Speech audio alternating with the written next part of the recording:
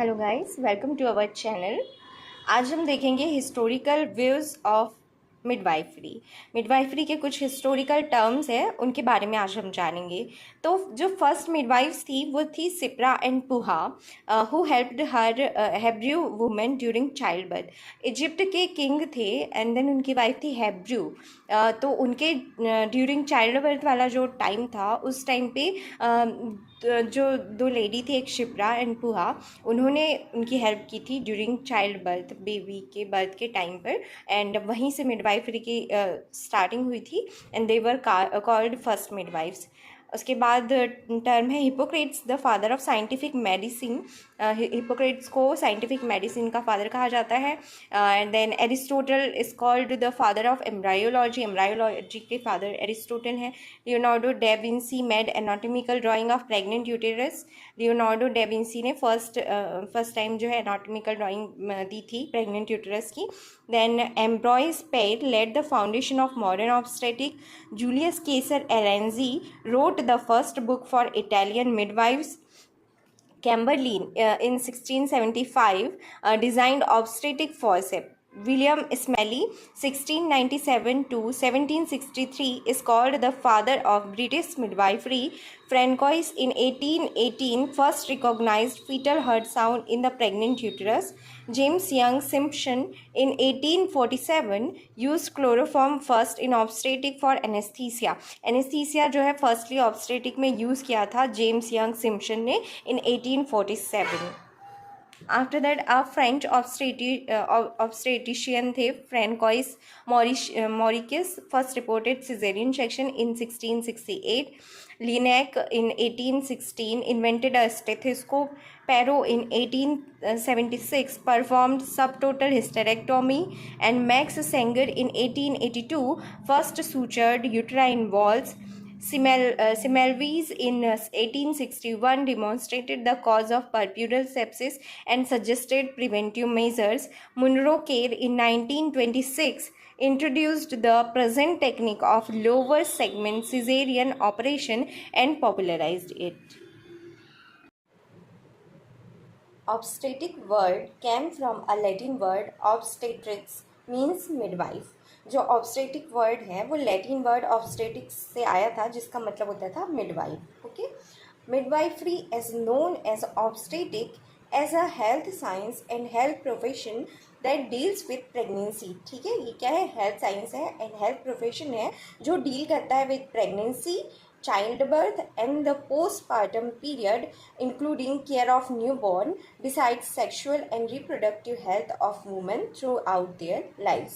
ठीक है, तो मिडवाइफरी जो है वो एक ऐसा हेल्थ साइंस या हेल्थ प्रोफेशन है जो किसके साथ डील कर रहा है? प्रेगनेंसी के साथ भी, चाइल्ड बर्थ एंड जो पोस्टपार्टम पीरियड होता है वो, और बिसाइड सेक्सुअल और reproductive health of women throughout their life. ठीक है, थ्रू आउट लाइफ जो भी रिप्रोडक्टिव हेल्थ रिलेटेड प्रॉब्लम्स है वुमेन्स की, उनके साथ भी डील करता है. ठीक है, मिडवाइफरी. देन मिडवाइफरी की पर्टिकुलर दो लाइन की एक टर्म है, midwifery is a knowledge necessary to perform the duties of midwife. ठीक है, अब मिडवाइफ के तौर पे काम करने के लिए जो नॉलेज नेसेसरी होगा उस ड्यूटीज़ को परफॉर्म करने के लिए, वो क्या जाएगा? मिडवाइफरी में इंक्लूड हो जाएगा. देन ऑब्स्टेटिक क्या है कि obstetric is that branch of medicine which deals with the management of pregnancy, labor and puerperum. ठीक है, ऑब्स्टेटिक जो है वो ब्रांच ऑफ मेडिसिन है which deals with the management of. Obstetric में किस किस चीज़ों का मैनेजमेंट किया जाता है? प्रेगनेंसी का, लेबर का, एंड जो परप्यूरम पीरियड होता है आफ्टर लेबर, उस चीज़ का मैनेजमेंट किया जाता है, दैट इज़ ऑब्स्टेटिक. उसके बाद तीसरा टर्म आता है gynaecology. Gynaecology is that branch of medical science which treats diseases of the female genital organs. ठीक है, गायनेकोलॉजी जो है वो मेडिकल साइंस की एक ब्रांच है जिसमें जो फीमेल जेनाइटल ऑर्गन रिलेटेड जितनी भी डिसीजेस हैं उनको ट्रीट किया जाता है. ठीक है, ये कहलाती है gynaecology. And after that reproduction क्या है? Reproduction means process by which a fully developed offspring of its kind is produced. मतलब अपने ही समान एक संतति को उत्पन्न करना यानी कि अपने सामान एक वायबल प्रोडक्ट डिलीवर करना रिप्रोडक्शन कहलाता है। ओके, नेक्स्ट हम देखते हैं व्हाट इज प्रेगनेंसी।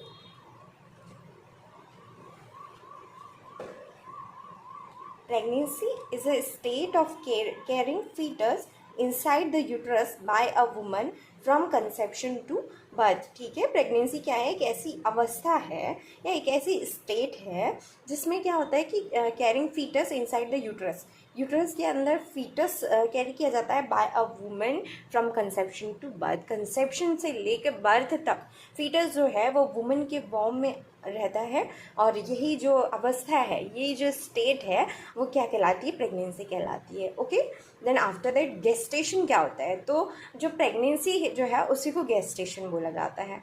उसके बाद है ग्रेविडा। ग्रेविडा क्या है? Gravida is state of pregnancy irrespective of its duration. जो प्रेगनेंसी का जो ड्यूरेशन है वही ग्रेविडा कहलाता है। Okay, and multipara. Multipara refers to woman who has given birth more than once, मतलब जिसने एक से ज़्यादा बार बेबी को बर्थ मतलब जन्म दे चुकी हैं, वो कहलाती है मल्टीपारा। उसके बाद nullipara. Nullipara is the woman who has not given birth before. Nullipara women वो होती हैं जिन्होंने अभी तक बेबी को बर्थ नहीं किया है, वो कहलाती है नलीपारा। उसके बाद है primary gravida. Primary gravida is a woman carrying first pregnancy. जिसने फर्स्ट प्रेगनेंसी कैरी की हुई है वो वुमेंस कहलाती हैं primary gravida. And then multi gravida. Multi gravida woman is a woman carrying pregnancy more than once. ठीक है, multi gravida जिसने क्या एक से ज़्यादा बार प्रेगनेंसी कैरी किया हो। अब देखो यहाँ पर दो वर्ड्स है, एक मल्टी ग्रेविडा और मल्टीपारा। ठीक है, तो ग्रेविडा मीन्स सिर्फ बेबी को कैरी करने की बात है। ओके, तो इसमें क्या, मल्टी ग्रेविडा में बेबी को एक से ज़्यादा बार कैरी किया है, और multipara means parity means delivering of baby means multipara में उसने क्या किया है? एक से ज़्यादा बार बेबी को डिलीवर किया हुआ है। ओके, तो ये डिफरेंस है दोनों में। These are the terms. Next हम देखते हैं midwifery in India before independence. अब जो हिस्टोरिकल व्यूज़ हैं मिडवाइफरी के, उनके बारे में हम देखेंगे। तो जो था फर्स्ट में मतलब midwifery in India before independence, independence के पहले क्या सिचुएशन थी और उसके बाद क्या क्या चेंजेस हुए। Okay, in ancient India care of women and practice of midwifery were totally in the hands of indigenous village dais। ठीक है, मतलब पुराने समय में क्या होता था इंडिया में कि जो मिडवाइफरी की जो प्रैक्टिस है या मिडवाइफरी वाला जो भी काम जो आज के टाइम में हो रहा है वो सब किन के हाथों में होता था? दाई के हाथों में। विलेज में दाईज होती थी, और दाई जो है वो पूरा काम जो करती थी, मतलब पूरा बेबी बर्थ से लेकर के आफ्टर केयर तक का जो भी काम था वो पूरा वो दाई किया करती थी। दीज इंडिजिनस दाइज not only helps during child birth but also acted as consultants for any condition of the mother related to birth.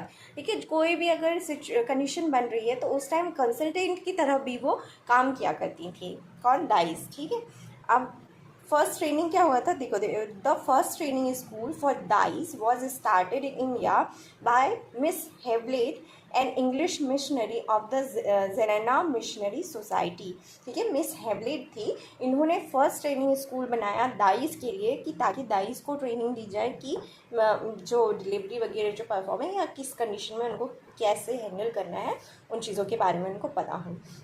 Okay, then in 1899 the Zenana Bible and Medical Mission started the training of nurses, but until 1893 there was no generally accepted scheme of training in the hospital। ठीक है, तो फिर क्या हुआ कि 1899 में जो है मेडिकल मिशन स्टार्ट हुआ और उसमें नर्सेस की ट्रेनिंग स्टार्ट हुई, लेकिन 1893 के पहले तक ऐसी कोई स्कीम या ऐसा कुछ मिशन नहीं था जिसमें ट्रेनिंग की बात की गई हो। ओके, उसके बाद in 1918 with the help of Dufferin fund Lady Reading health school was established to train auxiliary nurse midwife. Okay, देखो अब यहाँ से जो था एएनएम का स्टार्टिंग पीरियड था, है ना। तो क्या हुआ कि 1918 में डफरिन फंड जो था उसकी हेल्प से lady Reading health school establish हुआ। किसके लिए? एएनएम्स के लिए हुआ था वो, उनको ट्रेन करने के लिए। ओके, देन हम आगे देखते हैं कि 1936 के बाद क्या हुआ। ठीक है, तो 1936 यहाँ पे क्या हुआ, डफरिन फंड जो था वो सेंक्शन हुआ। 1936 में डफरिन फंड सेंक्शन हुआ। Then in 1926 the Madras registration of nurses and midwifes act was passed to promote the role of a registered midwife for service during childbirth। तो अब क्या हुआ, 1926 में 1926 में Madras registration and nurses, Madras registration of nurses and midwifes act जो है वो पास हुआ। किस चीज़ के लिए? ताकि वो प्रमोट कर सके, रजिस्टर्ड मिडवाइफ को प्रमोट कर सके, इसके लिए ये एक्ट पास हुआ था। ठीक है, उसके बाद ये तो हमने बात की कब, बिफोर इंडिपेंडेंस, जब हम लोग आज़ाद नहीं हुए थे उसके पहले जो हुआ उसकी बात हुई। ठीक है, अब उसके बाद क्या हुआ कि मिडवाइफरी इन इंडिपेंडेंट इंडिया। अब इंडिपेंडेंट जब हम हो गए, जब हमारी आज़ादी हमको मिल गई, इंडिया जब आज़ाद हुआ, उसके बाद में क्या क्या हुआ। ठीक है, तो इन 1946 द भोर कमेटी, ये कमेटीज़ जो है हमने कम्युनिटी में ऑलरेडी पढ़ी हुई है ना।